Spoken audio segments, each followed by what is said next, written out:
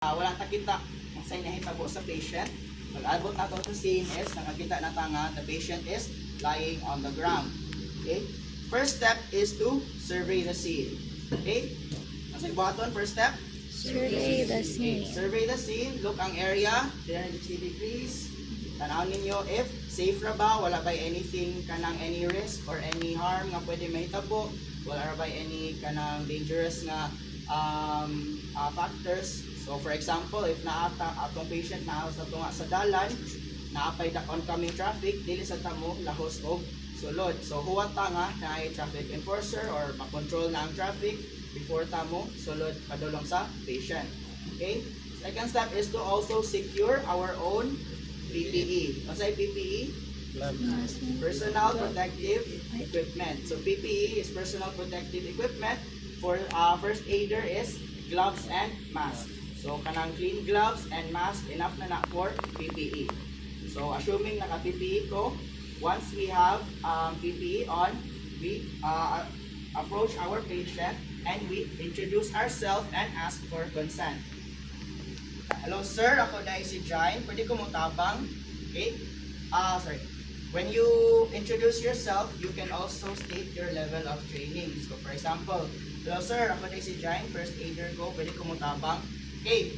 So, introducing yourself, stating your level of training, and also stating your intent or kung sa inyong gusto baton. So, inyong tabangan ang patient, inyong pananghid mo, ask for consent nga, mutabang mo. Because if dili ta mo ask for consent, we are not allowed to touch the patient because there are kanang mga legal nga kanang concerns regarding those cases if dili ta mo ask for consent. So always ask for consent. If unconscious ang patient, kanang dili siya makatubag, pwede ta mo ask sa iyang significant other, iyang family member or someone close to them nga kauban nila. Onya if ever wala jud sila kauban, sila ra usa and then unconscious sila, that's when we assume implied consent. So implied na nga ning allow ang patient nga magpatabang siya. So after after asking for consent and introducing yourself, we check for the level of consciousness. So to check for the level of consciousness, atong i-check if A, alert ba siya, V, responsive to voice, kung makatubag ra ba siya, kung ato ang storyaan, P is responsive to pain, if ato siyang itap, kung mo respond ra ba siya, makamata ra ba siya, or U is unconscious or unresponsive. So A, B, U, AVPU. Sige, asa tong A? Alert. B, responsive to voice. P, Pain. responsive to pain. And U, unconscious or unresponsive. Okay, so atong i-check. First is alert ba siya? Atong i-check if nagmata ba, nagbuka ba ang mata, and then makakita ra ba nato. So if dili siya, if nagpiyong siya, dili siya alert, ato ang i-check if responsive to voice ba siya. Sir, okay na ka sir? Okay. So if mumata siya or makatubag siya is responsive siya to voice.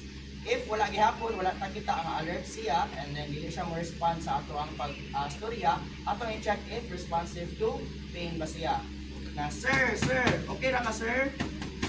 Okay, so atong i-check if mo respond pa siya or naabay reaction iyang body. So responsive to pain, if ever naay reaction or mo respond siya, then if wala yun is possible unconscious or unresponsive yun ato ang patient. So kanara atong i-check sa consciousness if alert ba, responsive to voice, responsive to pain, or unconscious. So ang full na to pag-check is check ta alert ba or not. Then sir, okay na ka sir? Sir, okay na ka sir?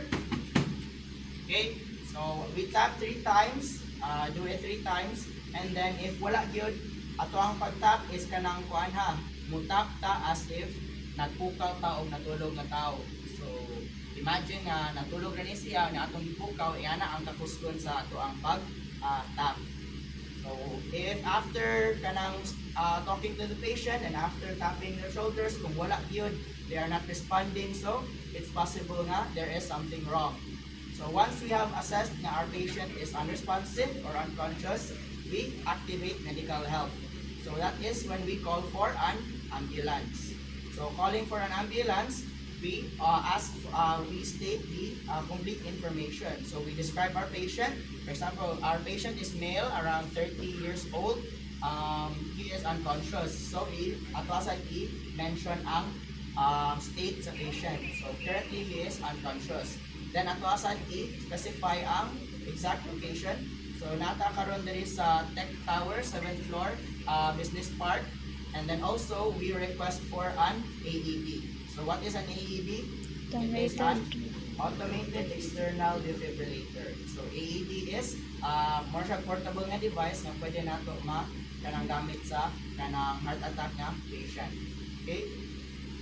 So after calling for activating medical help, we always kanang try to make sure nga natay kauban maka-call. If wala, pwede ta mosugo og bystander. So if naay bystander, we call them out, and then dili ra ta kanang makabasta-basta og ingon nga, uy, tawag og ambulansya. Kay possible nga magtutod na sila or wala jud makatawag. Or other case is daghan na mo tawag, daghan na og ambulansya mo abot. So pwede ta mo specify o one person sa bystanders para mo tagaan responsibility para mo tawag. So for example nga, sir, kanang blue shirt and blue kanang jeans, pwede ka mo tawag og ambulance, sir. Inaanan natay patient, male, around 30 years old, unconscious siya. Nata diri karon sa Tech Tower, 7th floor sa business park. And inaa sila, sir, nga magpadala og AED. Okay. So kana ato ang sugo atong bystander mo kuha og mutawag og ambulance. So after calling for help, activating medical help, ato ang i-check ang ABC sa atong patient. What is ABC? Airway, breathing, and circulation. So first, we check ang airway. Ato ang pag-check sa airway is ato ang i-head tilt chin lift, and ato ang i-open ang mouth. So pistol grip, ingani, murag pistol, ato ang grip, and i-open siya.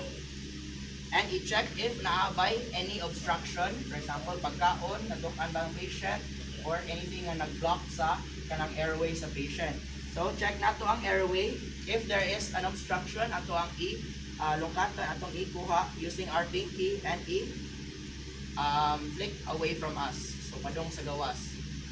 So if wala na obstruction, we check for the breathing and the circulation.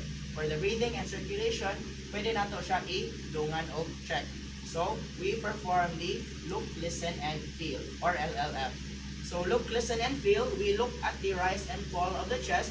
If naabay rise and fall, naginhawa bang patient, and we listen and feel sa breath sa patient kung naabay mugawas na breath. So atong ibutang atong cheek dool sa baba sa patient, and then we look at the rise and fall sa chest. And then we count, we also check for the circulation using our two fingers, checking the carotid pulse. So direct nga pulse sa patient. Sige, check your carotid pulse. Ay, makita ninyo yung pulse, kana ang atong i-check sa patient. Okay? So using our two fingers, we check for the carotid pulse, ari sa side na closest to us. So ingana siya. So we feel for a pulse, kung naabay pulse ang patient. And then, again, we look at the rise and fall of the chest, and we listen to the breath of the patient. And we do this for 10 seconds. So, ang counting ana is 1, 1,000, 2, 1,000, 3, 1,004, until mabot og 10. Okay? If after 10 counts, the patient has no pulse and no breathing, so mauna na mo kanang buhata og CPR. Okay? So everyone count as I perform look, listen, feel. So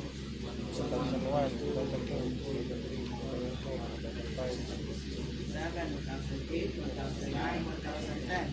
Okay, so as I have checked, the patient has no pulse, wala siya pulse sa akong pag-check, and no breathing based on sa pag-check sa rise and fall sa chest or pag-feel sa breath. So no pulse, no breathing, automatic perform CPR dayon. Once maka-determine mo nga no pulse, no breathing.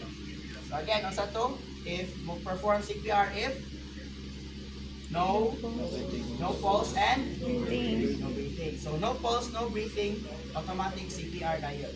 Okay? So kato perform ta CPR. for pila ka cycles? 5. 5 cycles. And then the ratio of compressions to ventilations is 30 is to 30 to 2. 2. Two So 30 is ventilation. 30 chest compressions is to 2 ventilations. Okay? So again, I will perform one cycle and then everyone count tatlong counting ganina. Ready? Go. 1, 2, 3, 4, 5, 6, 7, 8, 9, 10, 11, 12, 13, 14, 15, 16, 17, 18, 19, 20, 1, 2, 3, 4, 5, 6, 7, 8, 9, 10. And 1. Okay. Then another cycle until 5 cycles. So after 5 cycles of performing CPR, we recheck the ABC. So mag-look, listen, feel na sa ta, atong i-recheck ang ABC. So head tilt, chin lift, open ang mouth, feel sa pulse, and look at the rise and fall sa chest. And then count for 10 counts. Everyone count?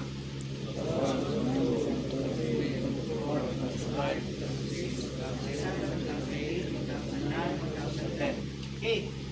So if the patient still has no pulse or no breathing, perform na sad ka CPR gihapon. Another 5 cycles.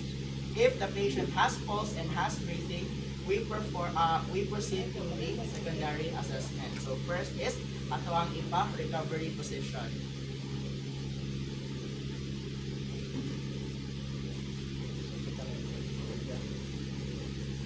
Okay, so once the patient has pulse, has breathing, we perform the recovery position.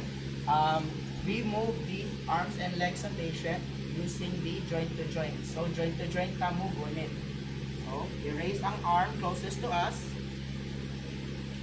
And then the arm farthest from us kay it across sa chest sa patient.